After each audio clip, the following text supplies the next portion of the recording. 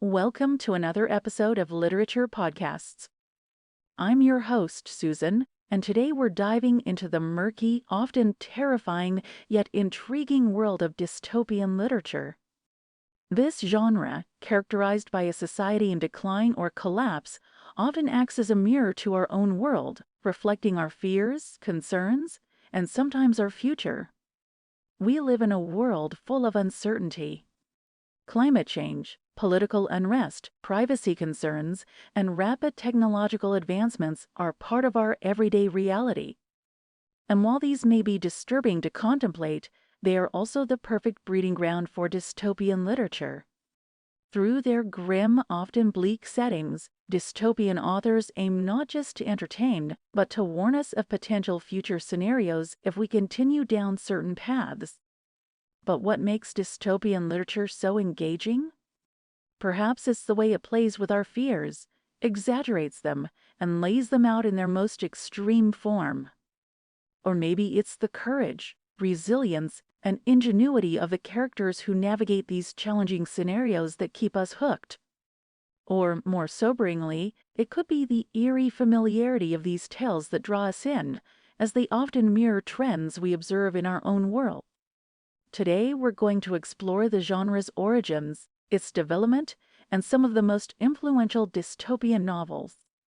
We'll delve into the cautionary themes these books offer and examine the real-world parallels, discussing where these dystopian predictions have come uncomfortably close to reality. So sit back, get comfortable, and let's venture together into the foreboding yet fascinating world of dystopian literature. Brief history of dystopian literature. Before we venture into the depths of specific novels, it's crucial to understand how dystopian literature came into being. How did we go from romances, adventures, and tales of heroism to imagining societies in decay and individuals living under oppressive regimes? The term dystopias is derived from the Greek words daises meaning bad and topos meaning place. It's essentially the opposite of a utopia, an ideal society. While utopian visions have been part of literature for centuries, dystopias are a relatively recent phenomenon. The birth of dystopian literature can be traced back to the late 19th and early 20th centuries, coinciding with rapid industrialization, political revolutions, and technological advancements. Early dystopian works like A.M. Forster's The Machine Stops and Yevgeny Zamyatin's began to present visions of future societies where these developments had gone horribly wrong. But it was the mid-20th century, marked by World War I.E., the rise of totalitarian regimes, and the threat of nuclear annihilation, where dystopian literature really began to flourish. This was the period that gave us iconic works like George Orwell's 1984's and Aldous Huxley's Brave New World. But what messages were these authors trying to convey? Let's delve into a few notable dystopian novels and examine the warnings embedded within their pages. Famous dystopian novels and their warnings. First on our list is George Orwell's 1984. Written in the aftermath of World War I.E., Orwell presents a chilling depiction of a society under total surveillance by a totalitarian regime. Individualism is suppressed, history is manipulated, and even thoughts are controlled. Does the term thought crime ring a bell? The main warning in 1984 is the loss of personal freedom and privacy in the face of an all-controlling state. It also explores the power of language as a tool for manipulation, embodied in the concept of newspeak. It's interesting to note how aspects of this novel resonate with our current concerns about surveillance, data privacy, and the control of information. Next, we have Brave New World by Aldous Huxley. Unlike 1984, which depicts oppression through fear and surveillance, Brave New World presents a society pacified by pleasure and distraction. Citizens are bioengineered, and society is stratified into different classes from birth. art and science are restricted, while casual sex, consumerism, and drug use are encouraged to maintain social stability. Huxley's warning? Beware of trading freedom for comfort and the risk of scientific and technological advancements being used to control rather than liberate. Both 1984 and Brave New World offer different visions of dystopia, yet both underline the importance of individualism, freedom, and critical thinking. Our exploration of dystopian literature continues with Ray Bradbury's Fahrenheit 451. Bradbury presents a future American society where books are outlawed and firemen burn any that are found. It's a grim prediction about the potential consequences of state-sponsored censorship and the suppression of dissenting ideas. The novel underscores the importance of books and the critical thinking they stimulate. Bradbury also warns of a society obsessed with mindless entertainment, one where meaningful discourse is replaced by shallow media consumption. And when we glance at our screen, obsessed culture today, it's hard to ignore the uncanny parallels. Another powerful voice in dystopian literature is Margaret Atwood with The Handmaid's Tale. Atwood envisions a future where fertility rates have collapsed, leading to the radical restructuring of society. The Handmaid's Tale is a chilling warning about the potential erosion of women's rights and the dangers of mixing religion with politics. It's a stark reminder that the progress we've made in equality and human rights is fragile and can be reversed if we're not vigilant.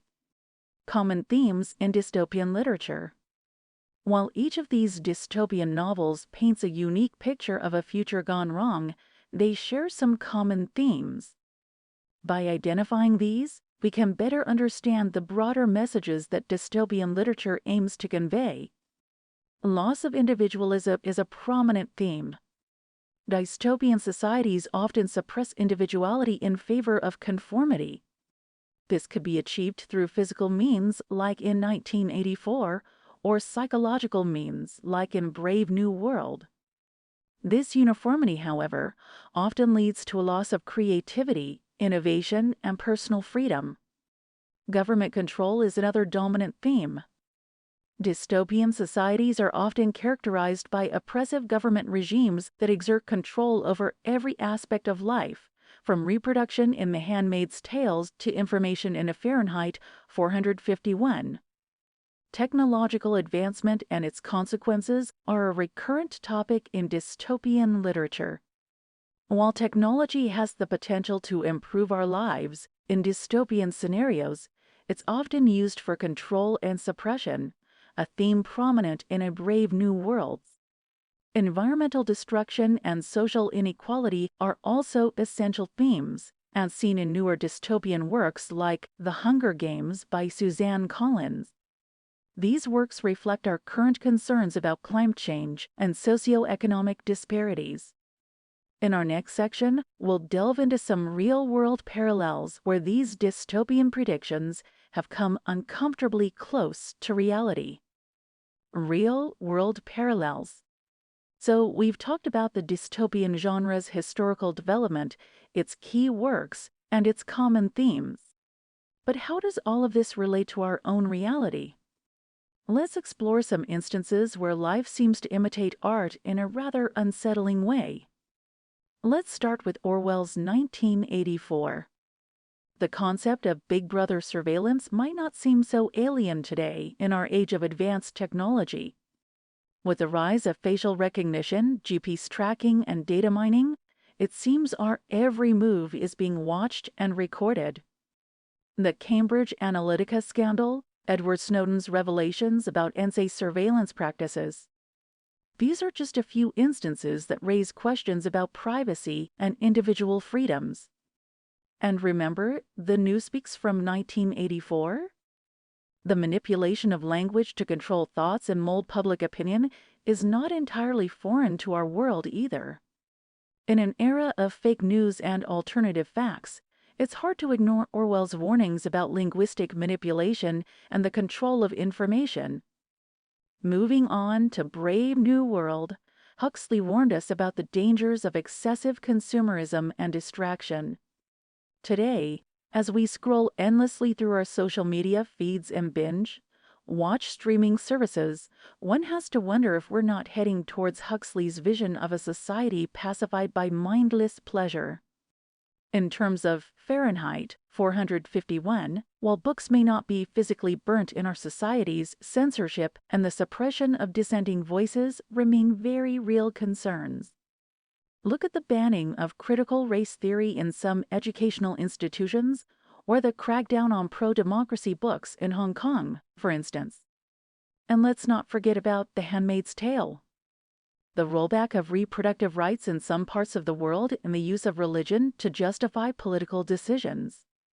Aren't these signs that Atwood's warning is more relevant than ever? Recognizing these real-world parallels is not meant to make us despair, but to make us aware. Dystopian literature doesn't predict an unavoidable future. It presents a cautionary tale. It's a warning of what could happen, not what will happen. And that brings us to a final point. Our journey through dystopian literature has taken us to some grim places, to societies under surveillance where individual freedoms are suppressed, where dissent is silenced, and where the pursuit of progress has dark consequences. But if there's one thing to remember from all of this, it's that these stories are warnings, not prophecies. Dystopian literature is a mirror that reflects our deepest fears about society and our future. It amplifies the issues that concern us today, whether it's government surveillance, environmental collapse, or the erosion of human rights. But by presenting these scenarios in their most extreme forms, these novels prompt us to question the paths we're on and consider alternative routes.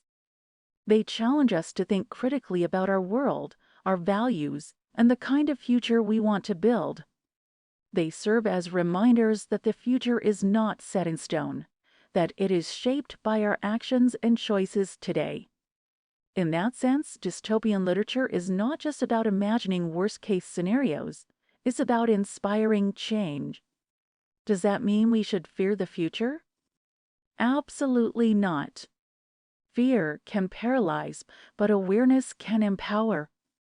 By being mindful of the warnings in these dystopian narratives, we can strive to address the issues they highlight and work towards a future that echoes not a dystopia, but a utopia.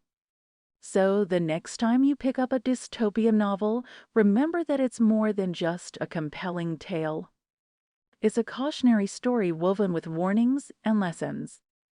It's a call to action, to question, to reflect, and ultimately to shape a better, brighter future. That's all for today's episode. We hope you found our journey into dystopian literature enlightening and thought-provoking. I'm Susan, and you've been listening to Literature. Until next time, keep reading, keep questioning, and keep imagining.